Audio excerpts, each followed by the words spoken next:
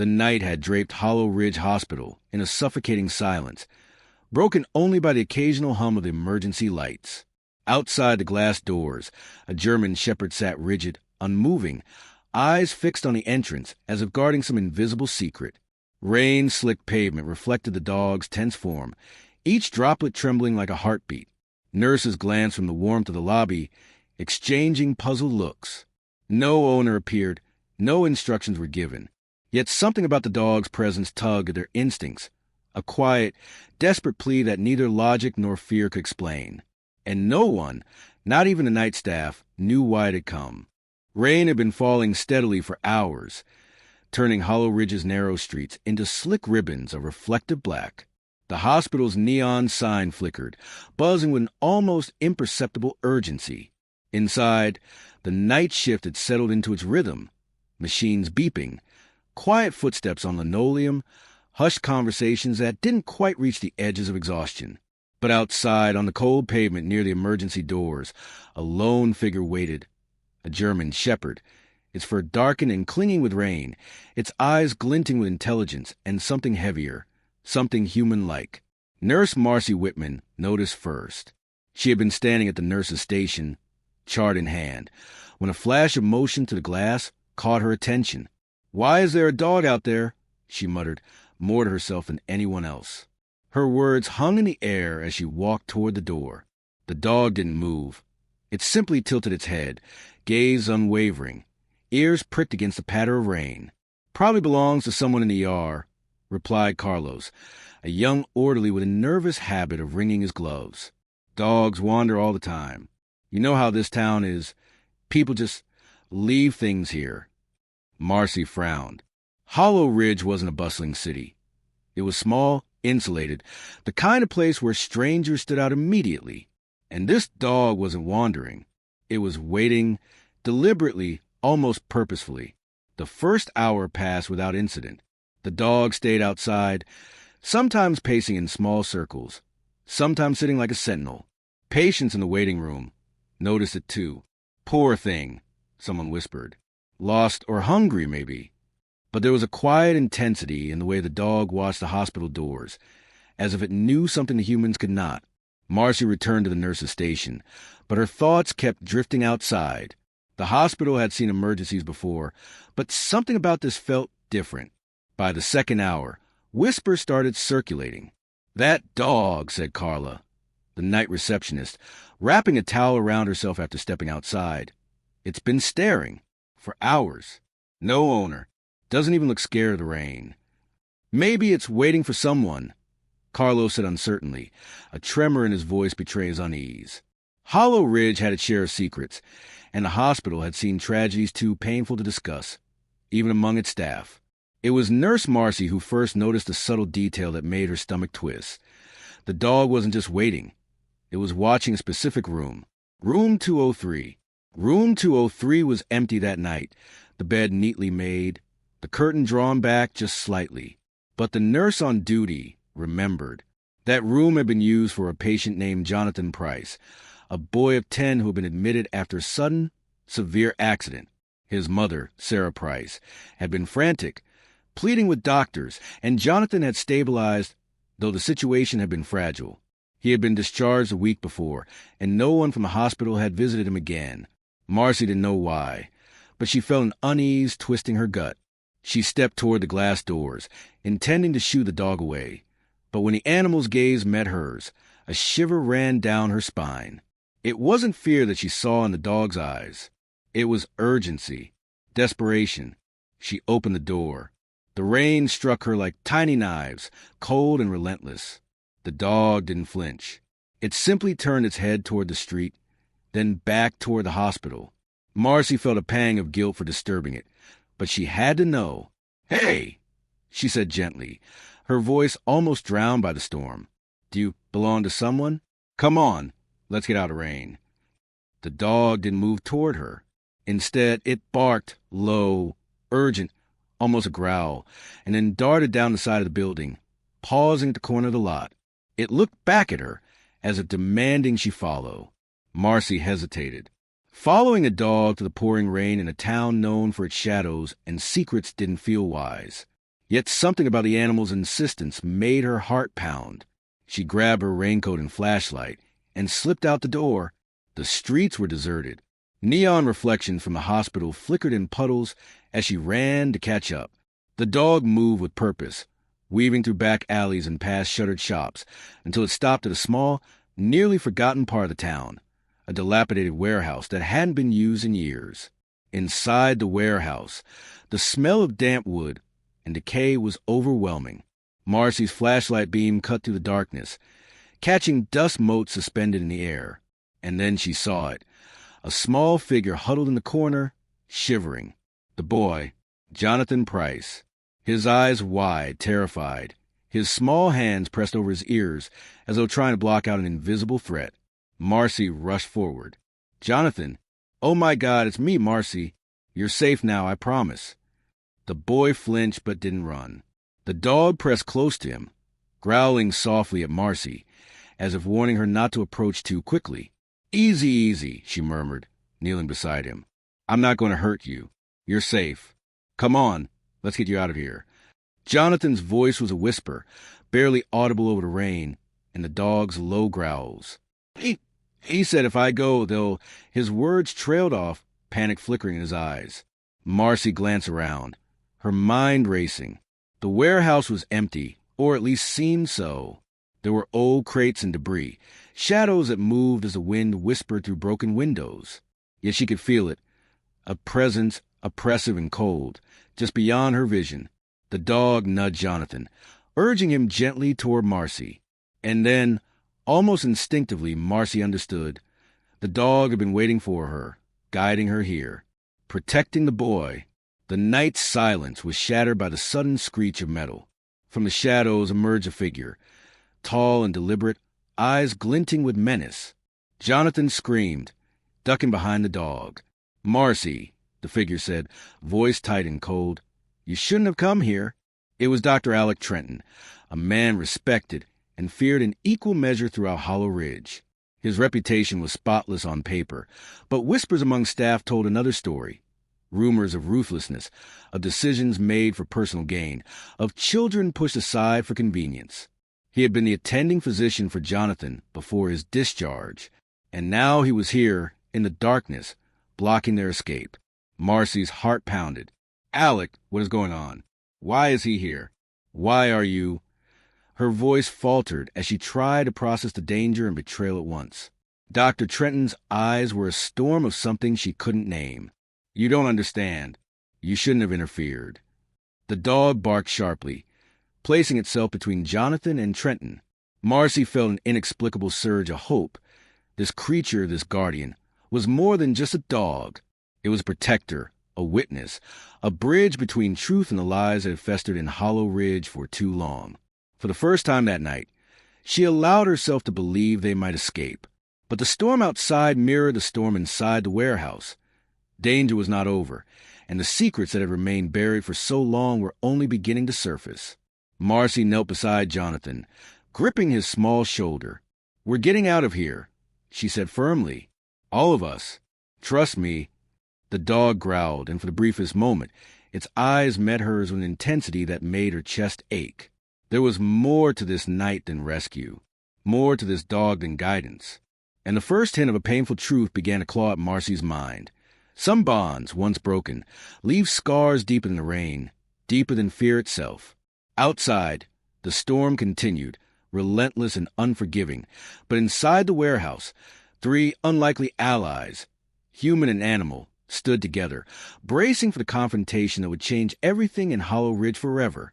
The warehouse felt alive in a way abandoned places do, as if every rotting crate and broken window had absorbed the memory of the town's quiet tragedies. Marcy's pulse raced, echoing against the wet concrete floor. Jonathan clung to the German shepherd, who stood like a living shield, muscles taut, ears swiveling toward any whisper of movement. Dr. Alec Trenton didn't move immediately. His dark eyes scanned the room, calculating, cold. He exuded a calm that was almost more frightening than rage. "You shouldn't have followed him," he said softly, yet each word hit like a whip. "Some things are meant to stay buried." Marcy's voice shook, but she forced it steady. "Jonathan is a child, Alec. He doesn't belong in your twisted games. Trenton's jaw tightened. He looked older than his years, and the lines around his eyes suggested more than exhaustion. They spoke of secrets, of compromises, of choices that had long since hollowed him out. "You don't know what I've done," he said, almost whispering, almost pleading, "and maybe that's better." Marcy's gaze flicked to Jonathan. The boy's small body trembled beneath his rain-soaked jacket. "It doesn't matter what you think is better," she said firmly. "No child deserves this." The German shepherd growled low in its throat, hackles raised, nostrils flaring. It moved closer to Marcy and Jonathan, forming a protective barrier. Trenton's eyes narrowed. For the first time, a flicker of doubt crossed his face, subtle but unmistakable. The wind outside howled through broken windows, carried with it the scent of wet earth and something fouler, oil, rust, decay. Trenton shifted his weight, restless, then finally spoke. "You don't understand Hollow Ridge. Nothing here is accidental. Everything has a purpose." Marcy's fists clenched at her sides. "Everything? Even Jonathan's suffering? You call that purpose?" He didn't answer immediately. Instead, he stared at the floor as if the answer pained him more than it should. Then quietly, almost too softly to hear over the storm, he said, "Sometimes protecting one child means sacrificing another." The weight of his words hit Marcy like a thunderclap. The implication was clear, horrifying. Hollow Ridge had a network, hidden insidious, of favors, secrets, and unspoken bargains. And somehow, Jonathan had been caught in the crossfire. Jonathan whimpered, and the dog nuzzled him, urging him to stay quiet. Marcy knelt, brushing damp strands of hair from the boy's forehead. "No more sacrifices," she whispered. "Not while I'm here." Trenton's eyes flickered to the dog, and for the first time, his composure cracked. He stepped closer, hand raised, not threateningly, but almost in surrender. He's not just a dog," Trenton murmured, and Marcy stiffened. He belonged to someone. Someone who loved Jonathan more than they could ever admit. Marcy looked at him sharply. "What are you saying?" "Your German shepherd," Trenton said, voice breaking slightly. "He's the only witness, the only one who knows everything. The rest are blinded by convenience or fear." A cold dread settled over Marcy. She realized then that the dog had not wandered aimlessly to the hospital. It had been deliberately sent, trained, guided, chosen. Its loyalty, its vigilance, was not instinct alone. Someone had anticipated Jonathan's danger and acted, long before Marcy even knew it existed. The storm outside intensified, rain hammering against broken glass, lightning illuminating Trenton's face in stark, sharp bursts. In one flash, Marcy saw the depth of his conflict. The man she had once respected as a doctor now revealed as a guardian of terrible secrets, unwillingly complicit in the town's shadowed bargains. "I can't let him go," Trenton said, his voice rising, almost pleading. "You don't know what comes after. If you take him, you put him in danger. The Price family, the network, they won't forgive interference." Marcy's eyes narrowed. "And you think hiding him here, letting him suffer, is safer?" There was a long pause, thick with tension, until Jonathan finally spoke. I don't want to hurt anyone else," he whispered, voice small and raw. "Please help him." Marcy's heart caught in her throat. The boy was talking about Trenton, the man who had been both protector and predator, morally gray in every sense. And for the first time, she realized Jonathan's awareness went deeper than most adults. He saw not only the danger, but the human complexity, flaws, fear, guilt that defined the people around him. The dog barked sharply, breaking the heavy silence. It was a signal, a reminder that time was running out. Marcy stood, squaring her shoulders. "We're leaving. Now." Trenton's expression twisted. Rage, guilt, and fear collided across his features. "You don't understand," he shouted. "Do you have any idea what you're doing? The town, the people, the lies?" Marcy took a step closer, voice firm. "I understand enough, and I won't let you harm him or let him be used as a pawn anymore." Lightning flashed again, casting the warehouse in a surreal, strobe-like light. In that instant, the dog lunged not at Trenton, but toward a pile of crates where shadows moved unnaturally. Something or someone was hiding there, watching, waiting. A figure emerged, a man in a soaked coat, face obscured by a hood. His presence was sudden, almost predatory, yet familiar in a way that made Marcy's skin crawl. Trenton froze, recognition flashing in his eyes, and for the first time his facade of control crumbled. "You shouldn't have come," the man said, voice low and gravelly.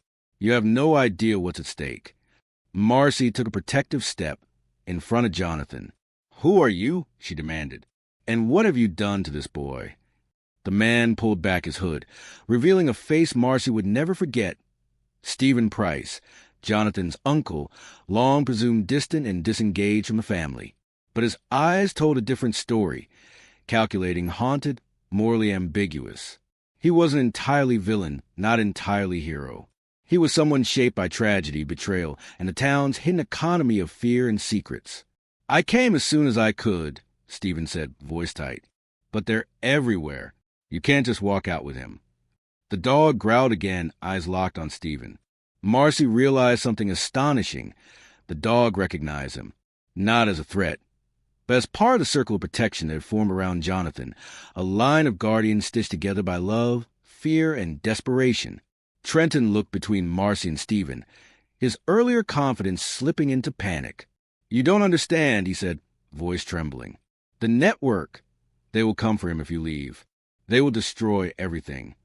Then we'll face them," Marcy said. Her voice was steady now, strengthened by rage, fear, and maternal instinct. Together, for a moment, the warehouse seemed to hold its breath. Rain beat against the roof. Wind whistled through broken windows, and the three humans and one dog stood in a triangle of tension, each aware that the next move could change everything. Stephen took a cautious step forward. "He doesn't know what he's capable of," Trenton muttered, almost to himself. "The ones we fight, they play for keeps." The dog barked, sharp and commanding, as if to remind them all the danger was real. But it was also a signal, a guide. Someone had planned for this night, and someone had ensured that Jonathan would not face it alone. Marcy felt a strange clarity in that moment. This wasn't just a rescue. It was a reckoning. The town's buried sins, the network of compromise and fear, the moral compromises of adults who believed they knew best, all were converging here. And the dog, steadfast, loyal, unwavering, had brought her to the epicenter. For the first time, she understood the truth. Hollow Ridge was not just a town with secrets. It was a crucible, and the storm outside, the wind, the rain, the darkness, was only the beginning. The storm outside Hollow Ridge finally began to wane, though the streets remained slick and dark, reflecting fractured pools of light from the hospital and abandoned buildings. Inside the warehouse, the tension was unbearable. Marcy, Jonathan, Stephen, and the German shepherd formed a fragile alliance, each aware that one misstep could unravel everything. Trenton's presence hung over them like a shadow, an uneasy mixture of guilt, fear, and reluctant complicity. Stephen moved first, cautiously scanning the perimeter. "We can't leave through the front," he said, voice low. "Too exposed. They'll be waiting." His hand gestured toward a side door, barely visible behind a stack of crates. "Back alley. Through the woods." Jonathan hesitated, gripping the dog's fur tightly. "Will they come after us?" he asked, voice trembling. Marcy crouched to his level, brushing the damp hair from his face. "Maybe, but we won't run blindly. We'll do this smart. Together." She looked at Trenton. "And you, if you want to make this right, now's the time to help." Trenton's face contorted with inner conflict. His lips pressed into a thin line, and he nodded slightly. I'll guide you," he said, though the uncertainty in his voice betrayed years of moral compromise. "But we move fast. They won't wait for us to plan." The dog growled low and deep, a warning that cut through the storm's echo. It had sensed the approach of something. Someone from the shadows. Marcy followed its gaze, and her stomach dropped. Figures emerged at the edge of the warehouse, moving with precision and menace.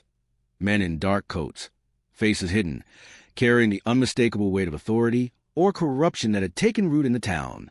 The first shots rang out, sharp and terrifying in the cavernous space.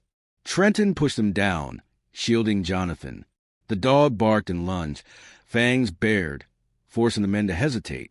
In the chaos, Stephen grabbed a fallen metal pipe and swung, knocking one assailant off balance. Marcy grabbed Jonathan, pulling him behind crates. She could feel the boy shaking, heart hammering against her chest. "It's okay," she whispered. "We're getting out. Just stay close to me." Time became a blur of shadows and motion. Rain slicked wood, the smell of wet fur and sweat, the metallic tang of fear. The dog moved like a shadow, intercepting each figure who tried to advance, growling with ferocity that seemed almost human. Trenton shouted directions, guiding them to a narrow side exit. Left, then through the woods. Faster. They burst into night, the storm's final fury washing over them. Rain clung to hair and clothing, chilling them to the bone. The forest loomed ahead, dark and unwelcoming, but their only path to safety. The dog ran ahead, always checking back, ensuring they followed. Stephen glanced at Trenton, his eyes hard. "You've done damage," he said, voice low but edged with controlled fury. "More than anyone knows. If we survive this, you'll answer for it." Trenton flinched, guilt and shame etched across his face. I wanted to fix it, but..." He trailed off, swallowed by the sound of the wind through the trees. Jonathan stumbled, and Marcy grabbed his arm. "Keep moving." Almost there. The figures pursuing them were relentless, but the dog's presence bought crucial seconds. Its instincts, its loyalty, and its unspoken intelligence guided them through hidden paths in the forest, to a small clearing that led back toward the hospital. The night air was thick with anticipation, fear, and the adrenaline of survival. Suddenly, a shot rang out. Jonathan screamed, diving behind Marcy. The bullet ricocheted off a tree, and the dog barked furiously, charging forward in a blur of wet fur and determination. Marcy felt her stomach tighten. Fear clawed at her, but she forced herself to keep moving, to keep Jonathan alive. They reached the edge of the hospital lot, drenched and exhausted. The dog stood firm, guarding Jonathan as Marcy and Stephen confronted the last of their pursuers. Trenton, for the first time, took a stand, not as a predator, not as a complicit adult, but as a man finally confronting his choices. He moved to block one of the figures, buying time, until the remaining pursuers retreated into the darkness, unwilling to risk the exposure of their misdeeds. The rain slowed, the storm finally breaking, leaving only the soft patter droplets on the pavement. Marcy collapsed to her knees, pulling Jonathan into her arms. "It's over," she whispered, tears mingling with rain on their faces. "You're safe." Jonathan clung to her, shivering, yet relief softened his features. The dog nudged his head into Jonathan's lap, resting finally, its duty fulfilled. Marcy stroked his wet fur, grateful, awed, and heartbroken all at once. Trenton stood apart, shoulders slumped, watching the scene unfold. Stephen approached him, face shadowed in the dim hospital light. "You need to leave," Stephen said quietly. "Hollow Ridge isn't forgiving, and neither am I. Go. Fix what you can from a distance. But don't come back here." Trenton's lips pressed into a hard line. For a moment, he looked like the man he had been before the moral compromises, the betrayals, the quiet complicity. Then he turned and walked into the night, disappearing into the mist and memory of the storm. Stephen watched him go, then turned to Marcy. "You've done more than anyone could have expected," he said. His tone was rough but sincere. "For Jonathan, for the town, for all of us." Marcy shook her head, exhausted beyond reason. "I didn't do it alone," she said, glancing at the dog, whose golden brown eyes gleamed with quiet pride and intelligence. "He guided me. He knew what to do." Jonathan laughed softly, a shaky, tearful sound. "He's my hero," he whispered, hugging the dog tightly. For a long while, they stayed there on the hospital steps, soaked and shivering, but alive. The storm had passed, leaving Hollow Ridge quiet once more. And though the town still held its secrets, its network of fear and betrayal, one thing had been made painfully, beautifully clear. Love and loyalty, even in the darkest corners, could outmatch cruelty and deceit. Marcy finally stood, brushing rain from her hair. "Come on," she said gently to Jonathan. "Let's get inside. Dry off. Warm up. We've earned a moment of peace." Jonathan glanced at the dog one last time. "Will you stay?" he asked, eyes wide. The dog barked softly, then nudged Jonathan forward, as if saying, "I'll always be near, even if you can't see me." Marcy smiled through her tears. "He will," she said. "Always." Inside the hospital, the lights were warm, the hum of machines gentle, and the world felt, for the first time in days, safe. Yet the echoes of what happened, of the lies, betrayals, and moral compromises, lingered. The staff who had glanced at the dog earlier would never forget why it had been there, sitting outside in the rain for hours.